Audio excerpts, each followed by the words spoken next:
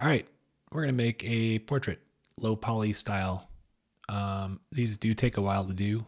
We're going to use Adobe Illustrator, and the first thing is to find some kind of source image. So let's do that. Got my image search. What do I want to do? Who would be interesting? I could just do portrait, see if I find something cool.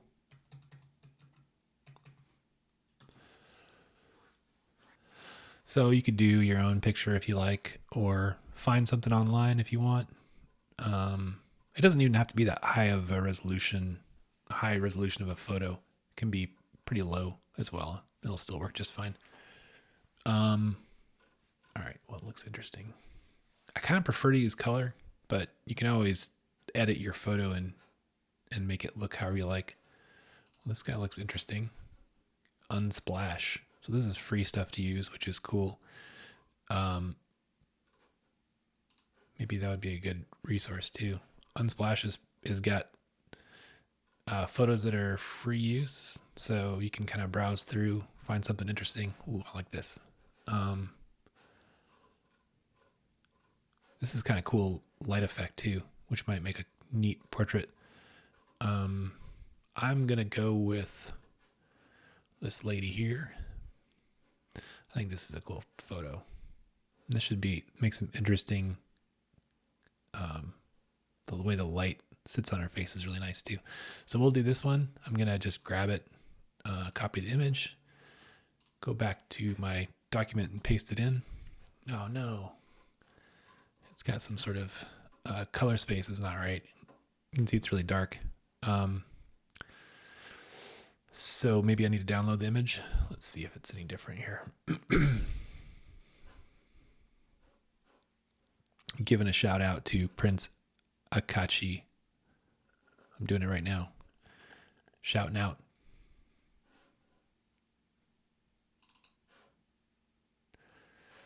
That looks better. I guess the download preserves the color space.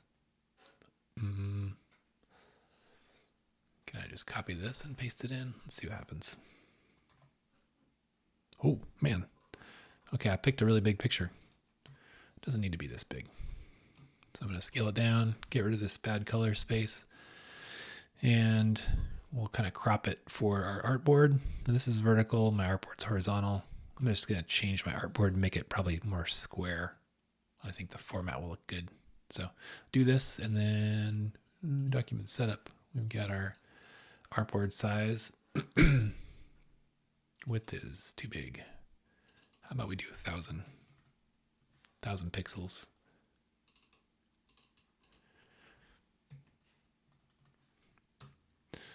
All right, looks good to me. And yeah, something like that. All right, I'm gonna make another layer. And we'll lock the first layer and start in on layer 2. I want to see how long this takes, so I'm going to start a stopwatch. 2.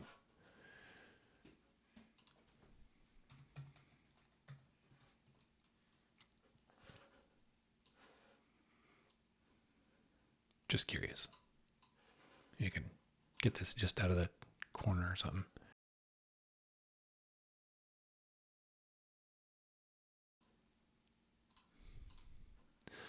All right, so we got my top layer, and what I need to do is grab my pen tool, and you're gonna want to use hotkeys for this because a lot of the work is gonna be kind of switching back and forth. And then we're gonna draw triangles. So you gotta pick a good place to start and just start mapping this thing out. So what I like to do is find an intersection like here. This looks pretty good. And draw a triangle. I'm gonna switch it up so my stroke is on the outside. And I kind of like to use a slightly different color in my stroke too, because I may turn off the photo to look at it. So it's nice to have a little bit of color. So I'm gonna make that gray. Maybe that makes sense. Okay. And then I'm just gonna keep on making my triangles. This is gonna take a while, so we'll probably fast forward a bit.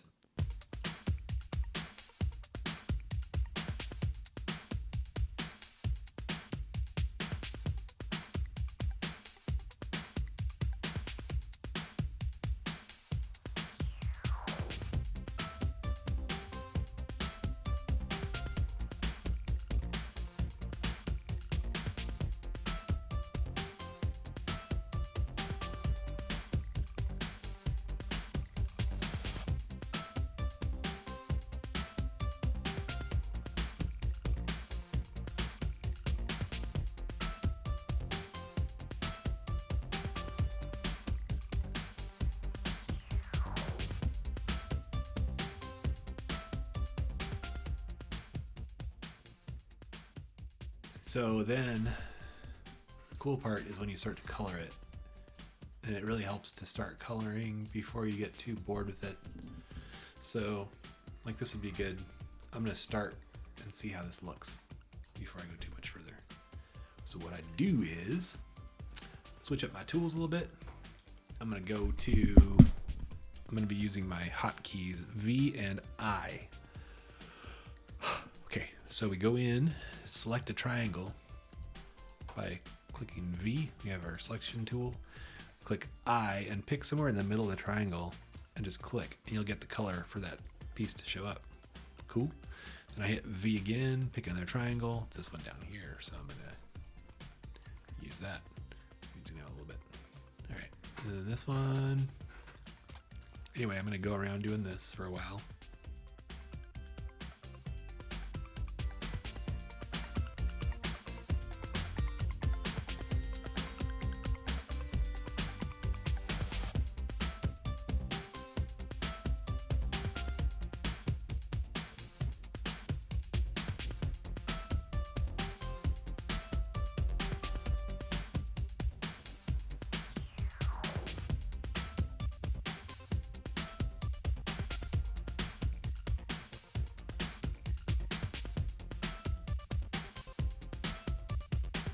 Okay.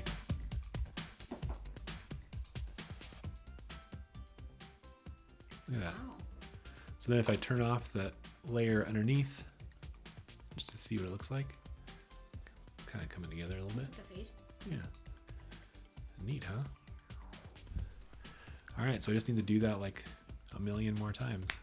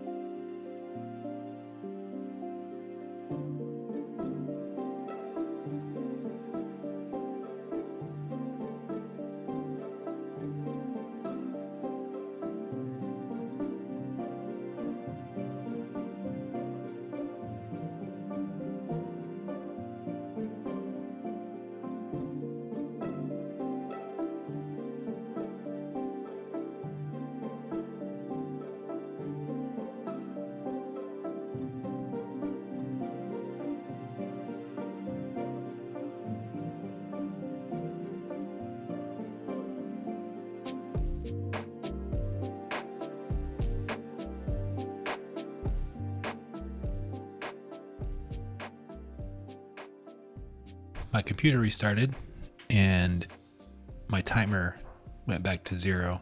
So I'll have to look and do a little math to figure out how long this has taken. Hopefully I'm stable from here on out. So I'm going to start this up again and keep rolling.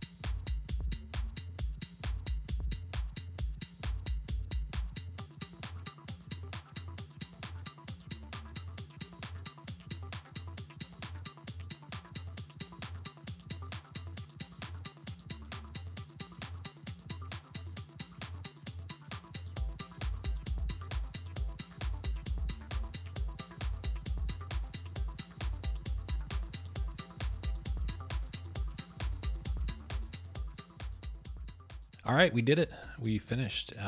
There's the whole face, and I think it looks pretty good. So now I'm just kind of playing with backgrounds.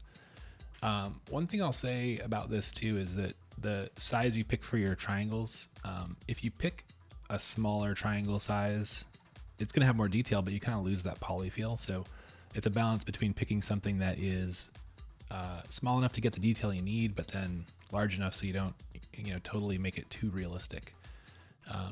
I decided just to make a simple body shape and background to kind of really emphasize the geometry in the face. So you can do a lot with it once you're here. I also, of course, duplicated my layer, so I had a backup in case I messed something up. It took 2.5 hours to complete this image. So this is definitely time consuming, but the end result I think is pretty good. Hope you enjoyed the video. Let me know if you have any questions in the comments. Thanks.